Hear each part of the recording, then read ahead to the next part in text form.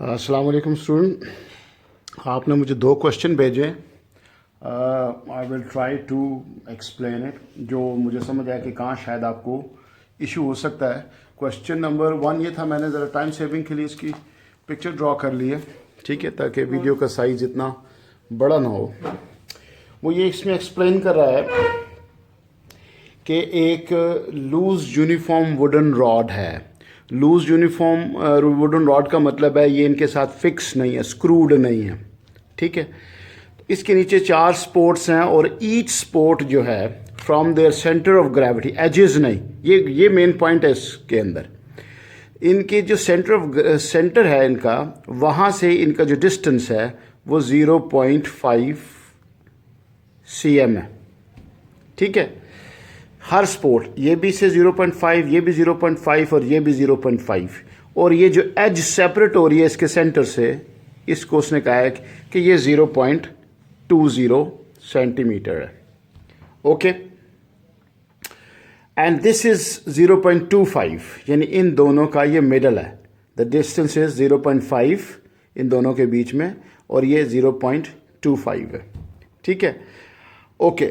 मैं ऐसा करता हूँ, इसको यहाँ पे लिख लेता हूँ, this is 0.25 cm, okay. Now he says कि ये ऐसे ही पड़ा हुआ, इसका मतलब इक्विलिब्रियम में है और सिमेट्रिकली रेस्ट करता है। मैं जस्ट एक स्टेटमेंट पढ़ देता हूँ। Calculate the force exerted on the footboard floorboard by each of the support and state the direction of the force. One value is already given for you.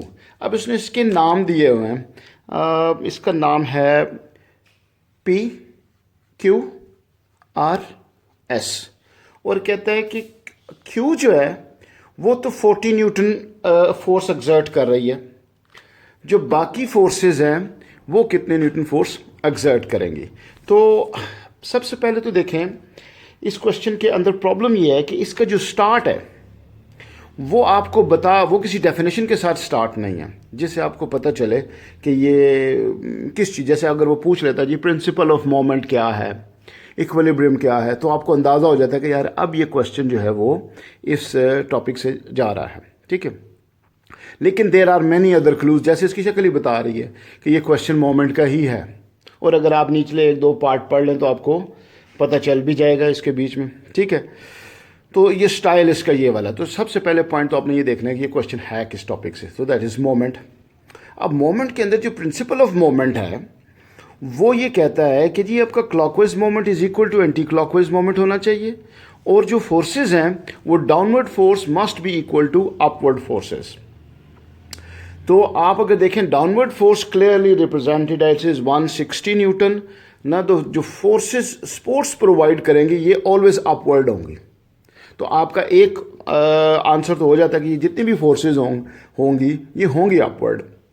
और फिर होंगी कितनी, अब चूंकि ये रेस्ट कर रहा है और ये इसका centre of gravity which is the collective mass of this, तो फिर ये जो स्पोर्ट्स जितनी हैं ये सेम फोर्स एक्सर्ट करेंगी। फोर्स उस वक्त डिफरेंट हो सकती है जब कोई और बंदा इसके ऊपर राइड कर रहा हो, जैसे ये अगले पार्ट में उसने दिया हुआ है। तो आपने टोटल अपवर्ड फोर्सेस 160 बनानी है, 40 40 40 40। तो आपका आंसर बनेगा P भी 40 न्यूटन है, Q ऑलरेडी है, R भी 40 है, S भी इतना है, और आप ये लिखोगे कि ये सारे के सारे जो है ये अपवर्ड है। और कॉन्सेप्ट क्या इस्तेमाल किया आपने कि downward force must be equal to upward force in the case of equilibrium. अब आप ये कह सकते हो यार इक्विलिब्रियम तो लिखा हुआ ही नहीं है। इफ समथिंग इज रेस्टिंग, पड़ी हुई है, तो इसका मतलब है वो इक्विलिब्रियम में है, ठीक है। कोई मूव नहीं कर रहा, स्लिप डाउन नहीं हो रहा, टॉपलिंग नहीं हो रही, तो वो इक्विलिब्रियम में ही है, ठीक है।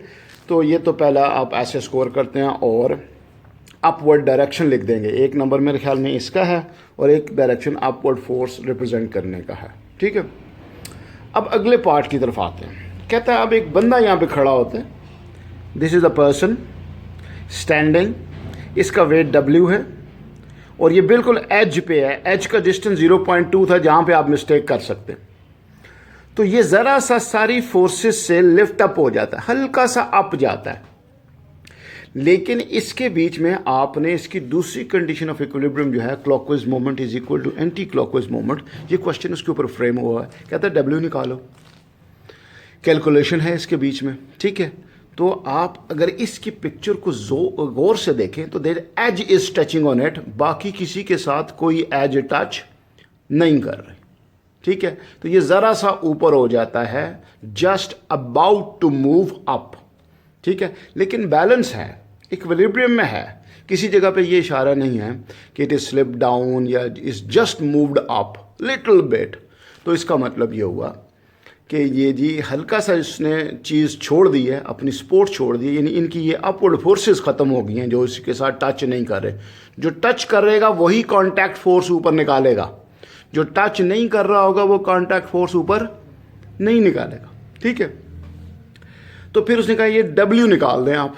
तो आपके पास एक फॉर्मूला है जी, W into D, this is basically I say it's anti clockwise and this is clockwise. So W into D is equal to 160 into D2 कर लेते हैं, ये D1 कर लेते हैं, ये आपका फिर पिवट बन गया, ठीक है। तो अब इसमें अगर आप कोई भी मेजरमेंट्स लेने जाते हैं, यहाँ पे ज़रा वो फ्लेक्सिबल है, तो वो आपको मार्क्स दे रहा है, लेकिन वो कहता है कि एग्जैक्ट मेजरमेंट के ऊपर आपको एक मार्क एक्यूरेसी का मिल जाएगा, अदरवाइज आप एक मार्क लूज़ करेंगे, ठीक है। मैं अब इसको यहाँ पर आपको ये थोड़ा सा रब करके अपनी एक पिक्चर बनाता हूँ कि जी ये बेसिकली क्या है कि आपके पास ये ना, ये स्पोर्ट है, मैं बड़ी सी बना लेता हूँ स्पोर्ट। ये जो स्पोर्ट है ये खुद 0.06 सेंटीमीटर थिक है, और आप ले रहे थे मिडल से, सारी फोर्सेस की डिस्टेंसेस मिडल से हैं, पिक्चर में भी देखें अगर तो मिडल से सारी चीज़ें गिवन है। लेकिन जब ये पिवट बन जाएगा, लुक एट दिस, ये पॉइंट है जिस पे बच्चे मार्क्स लूज कर सकते हैं। अब रॉड इधर से जा रहा है ऐसे, यानी ये हिस्सा टच कर रहा है उसका, ठीक है। तो यहां से यहां तक का डिस्टेंस फिर क्या होगा? अगर यहां तक का डिस्टेंस 0.2 था तो फिर यहां पर ये इसका हाफ है, क्योंकि ये मिडल था इसका। 0.06 का जो ये पोर्शन होगा, ये डिवाइड कर दें तो 0.03, तो ये 0.2 में से 0.03 निकालें तो आपके पास 0.17 आ जाता है, और आपका ये मोमेंट मुकम्मल हो जाता है W इंटू 0.17। यहां पर गलती होने के चांसेस है। अब यहां पर वो 3 आंसर एक्सेप्ट कर रहा है। एक तो अगर बच्चा यही लिख देता है, 0.2 लिख देता है तो भी ठीक है, कोई और है मेरे ख्याल में इसमें तीसरा है कि अगर ऐड करके आप इधर चल जाते हैं तो भी ठीक है। लेकिन एंड के ऊपर आंसर ने तो एक आना है, 3 आंसर तो आने नहीं है। तो वो आपको प्रोसीजर के मार्क दे रहा है, लेकिन बाद में अगर आपने इसके साथ कैलकुलेट नहीं किया जो कि एक्यूरेट है, तो फिर आपका एक आंसर का मार्क चला जाएगा, ठीक है। अब आ जाते हैं इज इक्वल टू, अब इसके साथ दूसरी स्पोर्ट में आ जाते हैं। दूसरी स्पोर्ट ये थी और तीसरी स्पोर्ट के बीच में ये 160 न्यूटन ये लगा हुआ था। अब इसका यहां से डिस्टेंस निकालें, ये यहां तक तो बनता था 0.5 ये वाला और 0.25 ये वाला, तो ये डिस्टेंस बनता था 0.75। ये प्रोसीजर में एक्सेप्ट कर रहा है, लेकिन आंसर अगर आप इसे निकालेंगे तो गलत निकलेगा, क्योंकि इस वक्त जो पिवट है वो ये कॉर्नर है, ये टिप है।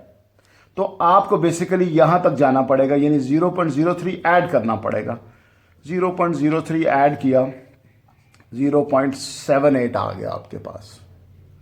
तो फिर अगर मैं इसको थोड़ा सा फ्रेश कर दूं, W into 0.17 is equal to 160 into 0.78, तो फिर आपके पास W जो आंसर निकलता है मेरे ख्याल में 734 निकलता है या कुछ समथिंग ऐसे निकलता है, इतने न्यूटन।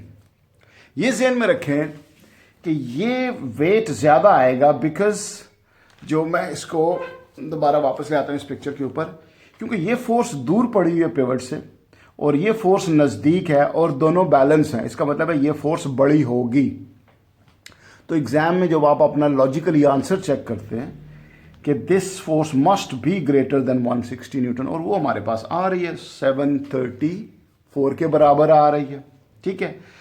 अब वो आगे क्वेश्चन में पूछता है कि ये स्पोर्ट्स अब कितनी फोर्स को शो कर रहे हैं और किस डायरेक्शन में। ये भी अपवर्ड ही करेगा, लेकिन अब 734 ये अकेली सपोर्ट दे रहा होगा। ये दोनों तो टच, ये तीनों तो टच ही नहीं कर रहे, so they are not showing any force, they are showing zero force. और ये आपके पास 7.34 न्यूटन शो कर रहा होगा। ठीक है, क्वेश्चन ओवर हो जाता है। मेरा कोई पार्ट इसके बीच में आपको लगता है कि मैं शायद तेज़ बोल गया हूँ, तो इसको रिवाइंड करेंगे और फिर आप दोबारा इसको देख लेंगे। Hopefully it will be done. मैं अभी आप इसके नेक्स्ट सेगमेंट की तरफ जाता हूँ, जो दूसरा क्वेश्चन आपने क्वेश्चन नंबर 9 भेजा है। Okay, this is your question number 9 जो आपका रिसोर्स पैक है। This is 9। इसमें एक टॉय है, ये क्लास में क्वेश्चन डिस्कस हुआ है, और टॉय जो है वो किसी चीज़ के ऊपर माउंटेड है। ये उसने नहीं शो किया हुआ। मैं जब थोड़ा सा एक्सप्लेन कर लूँगा तो मैं उसकी माउंटिंग पोजीशन बना दूंगा। यहाँ पे कोई डंडा सा है, इसके ऊपर ये ऐसे ऐसे मूव करता है।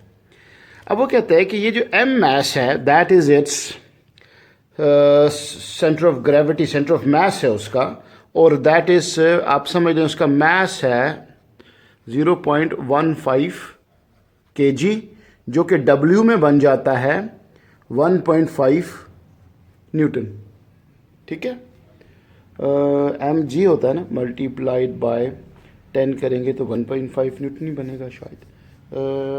नहीं, यहाँ पर सॉरी मुझे करेक्शन करनी है, 1.5 kg, 1.5 kg।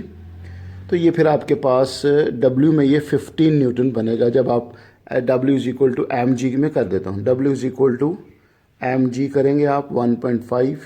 You should do this process to get marks 15 newton. ठीक है, ये तो उसने एक सवाल आपसे हल करवाया कि जनाब ज़रा वेट निकाल के बताएं। आपने उसका ये मैथ निकाला आपने। वो कहता है कि अब ये पिवट है और ये मैस है, हर सूरत में ये ऐसे गिर जाएगा। ये जब इधर से आप इसकी वेट का एरो निकालें ज़रा नीचे, हे यू गो, तो यहाँ से पिवट की तरफ ये टर्न लेगा तो ये गिर, जैसे सजदे में जैसे जाते हैं ना वैसे चला जाएगा। ओके, तो कहते हैं इसको बैलेंस आउट करने के लिए इसकी टेल के ऊपर ना एक काउंटर वेट लगाए। दूसरी पिक्चर में ना वो एक मोटा सा इधर ना वज़न बांध देता है। तो जब ये वज़न राइट साइड पे बनता है ना तो ये सेंटर ऑफ मास शिफ्ट हो जाता है। ठीक है, यहाँ पर आ जाएगा, लेकिन इसका जिक्र वो बाद में करता है। पहले आपसे कुछ वो सवाल पूछेगा इसमें।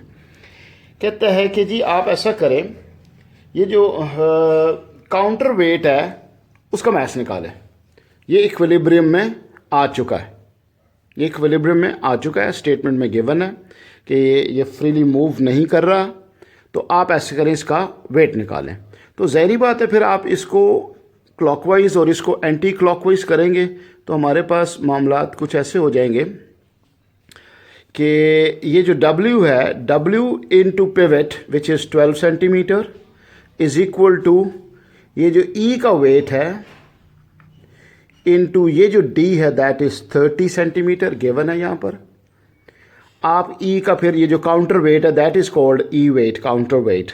ठीक है, आप ये मैं लगा रहा हूँ यहाँ पे, ये देखें हमारे पास 15 है इंटू 12 है डिवाइडेड बाय 30 है। मेरे ख्याल में ये 6 न्यूटन आ जाता है, 6 न्यूटन आंसर आ जाता है। तो वो कहता है कि पिवट कितनी फोर्स एक्सर्ट करता है। अब ये पॉइंट जो आपने मुझसे पीछे वाला क्वेश्चन पूछा है, ये कॉमन पॉइंट आ जाता है कि पिवट कितनी फोर्स है। पिवट तो अपवर्ड फोर्स लगाएगा। तो इक्विलिब्रियम का जो कंडीशन ऑफ इक्विलिब्रियम है उसमें आपके पास जो आता है downward force must be equal to upward force. तो अगर ये 15 न्यूटन है, ये 6 न्यूटन है, मैं ऐसा करता हूँ इस पिक्चर को थोड़ा सा क्लीन कर देता हूँ। ये तो मैं कैलकुलेशन कर चुका हूँ। I am going to rub this ताकि ये ज़रा साफ हो जाए। तो बेटा ये है 15 न्यूटन, ये आ गया 6 न्यूटन। तो डाउनवर्ड फोर्स कितनी हुई 21 न्यूटन। तो फिर अपवर्ड कितनी लगेगी, अपवर्ड भी फिर 21 ही होगी। ये कैलकुलेशन आपने कैसे करेंगे, आंसर में कैसे लिखेंगे। If this is the part b तो आप लिखोगे कि 15 newton by the weight plus 6 newton that's makes 21 newton upward direction. Word में आप अपवर्ड लिख दोगे इसके, ठीक है। तो अब हाउ बेसिकली दिस टॉय, या ये मार्केट में जब बिकने गया तो ये था क्या, बेसिकली लग कैसे रहा था ये, तो मैं उसको शो करने के लिए ना आपको ये सारा मिटाता हूँ। ओके, मेरी थोड़ी सी वीडियो इंटरप्ट हो गई थी। ऐसा करते हैं इसको ना, अब मैं एक स्टैंड बना देता हूँ, इसके ऊपर ये माउंटेड है और ये झूलता है जिस मर्जी डायरेक्शन में आप इसको मूव करें, ये वापस इसी डायरेक्शन में आ जाएगा, या जैसे इसको खड़ा करोगे ये उधर ही खड़ा हो जाएगा, ठीक है। ये आगे वो सवाल पूछा है कि अगर आप इसको, मैं बताता हूँ इसमें सवाल, क्वेश्चन रीड करके, state whether the sculpture will stay in this position, rotate further clockwise और रोटेट बैक एंटी क्लॉकवाइज। अगर आप इसको रिलीज़ करें, जैसे उसने ना नेक्स्ट पिक्चर में इसको थोड़ा सा यूं मोड़ के ना कार रिलीज़ करेंगे, ऐसे छोड़ेंगे तो ये वापस आके ऑसिलेट करेगा या नहीं। देखिए ऑसिलेट तो तब करेगा अगर उसका क्लॉकवाइज और एंटी क्लॉकवाइज कंटिन्यूसली चेंज हो रहा है, बैलेंस नहीं हो रहा है, इक्विलिब्रियम में नहीं आ रहा। लेकिन अगर इसका सेंटर ऑफ मास यहाँ तक पहुँच चुका है, अब यहाँ पर नहीं है, तो फिर सेंटर ऑफ मास से इसका वेट रिलीज होगा, यानी इसका वेट अब कलेक्टिवली यहाँ पर आ गया है। अब there is no perpendicular distance, चाहे आप इसका मुंह नीचे कर दें या टेल नीचे कर दें, तो वेट तो उसका इधर ही रहेगा, कोई परपेंडिकुलर डिस्टेंस नहीं होगा, कोई मोमेंट नहीं होगा जिसकी वजह से ये फर्दर मूव नहीं करेगा। इसको जिस पोजीशन में रखेंगे ये उसी पोजीशन के अंदर रहेगा। मैंने इसको ना डेमोन्स्ट्रेट करने के लिए एक छोटा सा एक्सपेरिमेंट करने लगा हूँ कि ये मेरे पास ना एक मैच बॉक्स है और ये मेरे पास ये है, तो मैं इसके सेंटर ऑफ मास पे ना इसको यूँ रख के इसको बैलेंस कर रहा हूँ। अब मैं इसका सेंटर ऑफ मास इसके पिवट पे है, centre of mass and pivot. अब मैं इसको चेंज कर देता हूँ, ऐसे कर देता हूँ, ये स्टिल उसी पोजीशन पे वापस अपनी जगह पे नहीं गया। क्यों? Because there is a centre of mass, there is no perpendicular distance, so no moment, clockwise और एंटी क्लॉकवाइज मोमेंट कोई नहीं है कि इसको मैं छोड़ूंगा और ये ऐसे ऐसे करना शुरू कर देगा। नो, नॉट एट ऑल, क्योंकि सेंटर ऑफ मास इसका पिवट के ऊपर है। इसको जिस मर्जी पोजीशन में रखें आप, ऐसे कर दें ये उधर ही खड़ा हो जाएगा, ऐसे कर दें उधर ही खड़ा हो जाएगा, ऑसिलेट नहीं करेगा, ठीक है, मूव नहीं करेगा। तो आंसर क्या लिखेंगे आप कि एज इसका centre of mass is on the pivot, no perpendicular distance, so there is no moment. When there is no moment तो इट विल स्टे, जिस जगह पे आप इसको रखेंगे वैसे ही आइए उसी जगह पे पड़ा रहेगा। ठीक है बेटा, थैंक यू वेरी मच।